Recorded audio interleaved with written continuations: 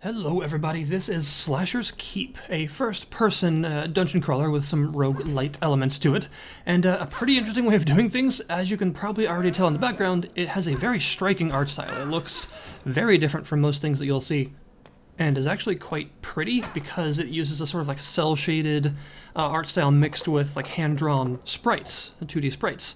You'll actually notice that a lot of things, including the enemies and other entities in the world, like the loot and stuff like that, are all sprite-based. Even stuff like statues and the like, because they have like, a limited number of facings that sort of always turn towards you when you're moving around them. That's a good way to actually look at in an art style like this, where sometimes the separation is a little more difficult to notice which stuff is sprite-based and which stuff isn't.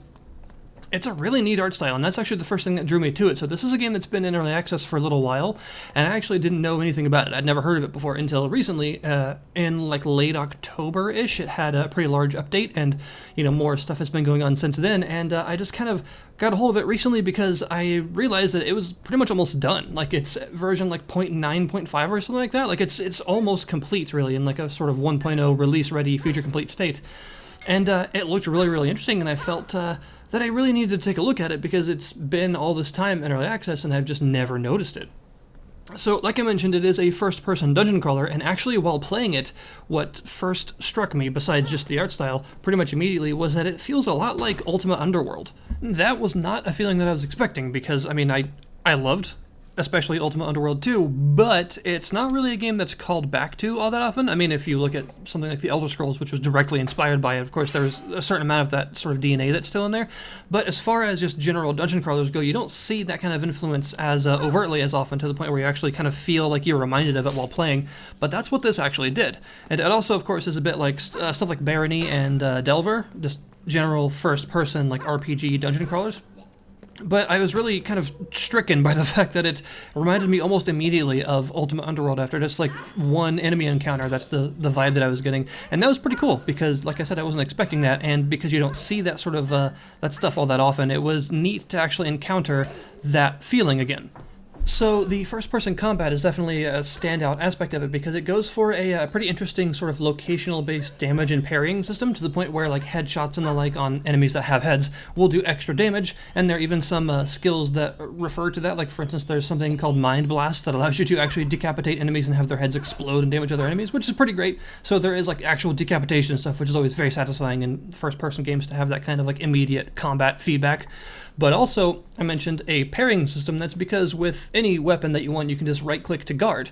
And guarding isn't actually enough, though, because you have to face the incoming direction of the attack if you want to parry it, which is actually pretty fun and adds a certain sort of like kinetic aspect to the combat. That means you're always moving around. You're pretty much never stationary. Even against a single enemy, you rarely just face each other and swing until one of you dies, because it's just not really a viable way to actually fight. So if an enemy has a weapon in their right hand and does like an overhead swing, you'll want to point to your left and up slightly in order to actually intercept it and block the damage. And this just makes you want to sort of memorize the attacks of each enemy and the directions that they can come from, so you're more prepared to actually fight them, and that's pretty cool. And other enemies, as you're seeing in the background right now, will also parry you at times, especially weapon-wielding enemies. So you'll want to actually either wait for them to drop their guard or swing in a direction that they aren't parrying from. And you can also do like a partial parry, to the point where you still get like the sort of deflection sound, and it'll reduce the damage but not completely negate it.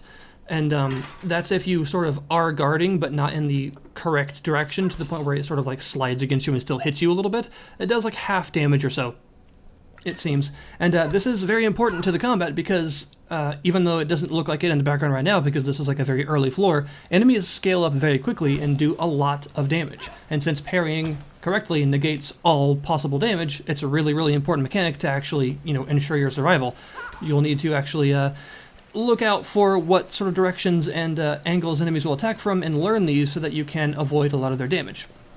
There's also, as you just saw there, a loot sack. You actually have like an inventory sack that you carry around with you, which is pretty funny, and you can hit F to swing it in front of you. It has a short cooldown of a couple seconds, and it doesn't really do any damage on its own, but it pushes enemies around, and there's a lot of stuff around the place, as you can see, like explosive barrels, spiked walls, spiked pylons or pillars, pits to fall down, and other traps, oil on the ground that slows enemies, acid on the ground that damages them, stuff like that. And pushing them can actually be a lot more damaging than directly hitting them, because you may just insta-kill them if you push them into spikes and into traps and stuff, which is pretty cool. That adds another interesting aspect to the combat. I mentioned that it's very kinetic and very mobile. You're often moving around, and this just adds another element to that, another dimension to your positioning, and making sure to sometimes finish fights a lot sooner and avoid damage a lot more than you could by just like insta-killing people by throwing them down pits and into spikes and stuff, which is awesome. And the combat it benefits greatly from a lot of this like positional play and like locational based damage and stuff. It makes it a lot more varied, and it makes it a lot more than just swinging wildly at each other until one of you drops, which is very much appreciated. And as you'd probably expect in a dungeon crawler like this, there is a lot of loot laying around the place, both in treasure chests and as actual drops from enemies, and the loot is extremely important. As I mentioned, the enemies scale up quite quickly, so you will need to get stronger too. Now, you do have experience in a leveling system, and when you level up, you get some stat points to put into strength, dexterity, and intelligence, which do various different things. You can probably kind of guess in general what they would do. And you also, every other level, get a skill point, but I'll explain more about how that works a little bit later, because it's a really, really cool system and is actually my favorite part of the game thus far, because it's just pretty unique.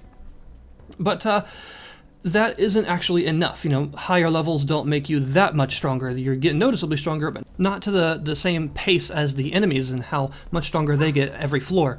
So the loot, the atomization, is extremely important to keep you alive, and as you probably saw in the inventory screen there, you have a lot of different slots. You have your obvious stuff like weapons, chest armor, helmets, gloves, rings, amulets, all sorts of things, and they each both have stats, general stats like defense and armor, and also, of course, additional effects like upping your stats like max MP, max HP, dexterity, strength, all that, and these skills. The skills themselves are a very important part of the actual loot, because they help to make you a lot stronger than just levels and stats can.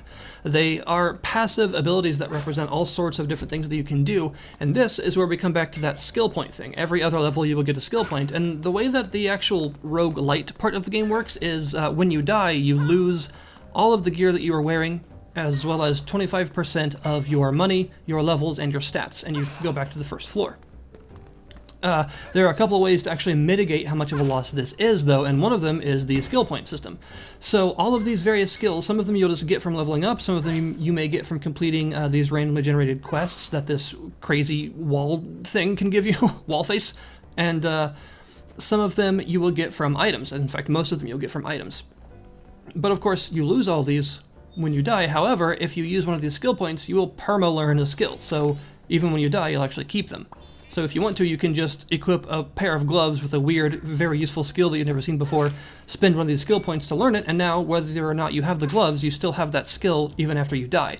So as you play the game repeatedly, more and more runs, you will get a collection of more and more skills to actually keep using, because you'll keep learning new ones, and you'll come across some very powerful ones later on. And once you get to like the blue rarity of items, that sort of like tier 3 or 4 stuff, you'll find some really interesting and really unique skills. And actually learning them helps you, when you do have to go back to the first floor, you take that stuff back with you after you've learned it, so you'll get stronger and stronger each run. There are also chutes, these like loot chutes along the wall, and you can actually use them to save loot for yourself on your next run, which is a system that I also really, really like. That way it doesn't feel like you're completely starting over every time. Instead, you'll just start from the beginning, but with some of the levels, money, and stats you've gained beforehand, some of the skills that you've managed to learn, and some of the loot that you managed to actually save for yourself. So you can, for instance, you find like a pretty good item that is like an upgrade for something that you're wearing. So instead of just dropping or selling whatever you were wearing, you replace it and then put whatever you were wearing in the chute, so that it is something that you'll start with next run, so you have a bit of a head start. And you can just continue to do that. And because the loot power scales up so much each floor, if you make it to like floor 5 or so and you send some stuff back, by the time you start again, you'll have some really powerful stuff that'll last you for a while, and you'll notice that the successive runs will go much quicker up to that point because you have such good stuff now. I should also mention the crafting aspect that you're seeing right now, because it's one of my other favorite parts of the game. It's a really fun little crafting system. Occasionally on floors you'll find these forges, and you can actually have materials that you can buy and find as loot and stuff, and just combine them in ways sometimes that make sense and sometimes that are just very silly, and you can actually create weapons for yourself. As far as I can tell, you can only create weapons, you can't forge armors, but you can make some really, really potent stuff. You basically just have to have enough parts to make it work. Like, you know, if you have, for instance, an axe head, you'll also need like an axe body to actually put it on, or if you have a sword blade, you'll also need like a hilt or a handguard of some kind to put it on. And then once you have that stuff, you can actually put the pieces together to create a custom piece of loot. And you can also find extra stuff like gems, pommels, handguards, and other stuff like that in order to actually add more stuff and more stats to the piece of gear, so you can actually end up with a really powerful sort of customized weapon with your own set of passive abilities and extra stats and stuff on it, because you've made it that way. And it will actually look exactly like you've made it look. You can rotate and move all the different parts around and make it, you know, that's how you'll actually hold it in your hand. So it's very much like a custom piece of gear, which is really, really cool. And also, they tend to be really good candidates to send back below to previous levels and actually make them kind of like heirloom weapons, so that you use them for like the first 3 or 4 floors, and then by the time you get something better, you send that back again, so that each time you start with it. That's kind of how I like to use them, because they tend to be really quite powerful. I really like this system of progression, this whole like save yourself some loot from upper floors and save yourself new skills that you've gained from items and things like that. I think it's a really neat way to actually do progression. It very much rewards exploration and actually completing floors and finding new stuff, because even if not all of it is stuff that you want to use right now, some of it is at least stuff that you can get some cool skills off of or save for your next run. So it definitely rewards the way that I like to play these games, the very much like clear out the entire floor and find everything you can. It benefits you greatly to actually play like that in this game, because all the stuff that you can eventually save for yourself and make your future runs easier and just kind of get progressively farther as you do this. I should also mention, very impressively by the way, that this game is actually made by one dude. It's just like a single person production, which is extremely impressive, because that means they've done presumably all the music and the art and the gameplay and the programming and everything themselves, which I always have a lot of respect for, because I can't do that. It's really cool to actually see people with that kind of talent apply it in really fun ways like this. If I had some suggestions or some, issues, it's something I like to do near the end of early access videos, is to try and talk about maybe some things that could use shoring up or some things that I'm just not sure about. One of those things in particular is that it's just a really small complaint, but it's that the font used for crafted items is very hard to read. It looks really neat, I'll give you that, but it is kind of difficult to read, especially when you have a lot of effects, extra stats and abilities and stuff on one item. It kind of gets very cluttered together and difficult to read. Another problem that I've noticed is it seems too easy to get stuck on geometry in levels. Levels where there's like a slight difference in height, for instance, like pieces of barrel and crate on the ground, or right up against stairways where they just begin. Stuff like that, it's kind of easy to actually get caught on it and have to kind of jiggle yourself around a little bit to get out of it, which is not the biggest deal, but you notice it because it's kind of frustrating when during combat you're trying to avoid something and you get caught on something and end up not being able to walk like you want to, because you're sort of caught on this thing you couldn't tell was going to do that. So I think that the movement in combat is extremely fluid and very nice feeling, but it's often so fluid that it makes it obvious when you get caught on corners and things that it's not working as it should. So that doesn't happen too often, but it is something that I feel that I should mention because, early access and all that. I also have a question about the death system. This is something that I'm not sure is a problem, which is why I'm not saying that it is, but it's just a question.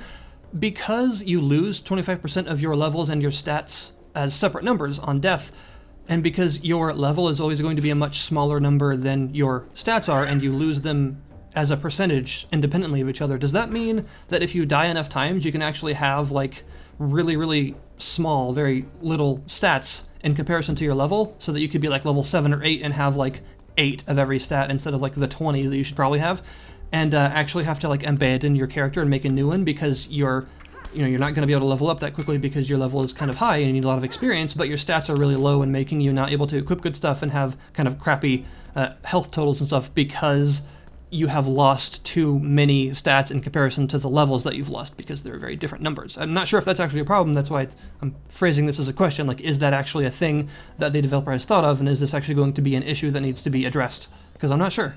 I also would like to see more magic and more ranged options in general. I'm thinking that the developer definitely wants this to be a mostly melee-focused experience, which is fine because the melee combat is very fleshed out and very fun, so it makes sense for it to be a mostly melee experience. But I would like to see at least some more magic options. Right now magic is not all that effective, and it's also not that satisfying to use, and because I often like to be sort of like a spell sword in games, I have to admit a little bit of a bias in that I would like to see some more effective, more powerful, more varied magic to use.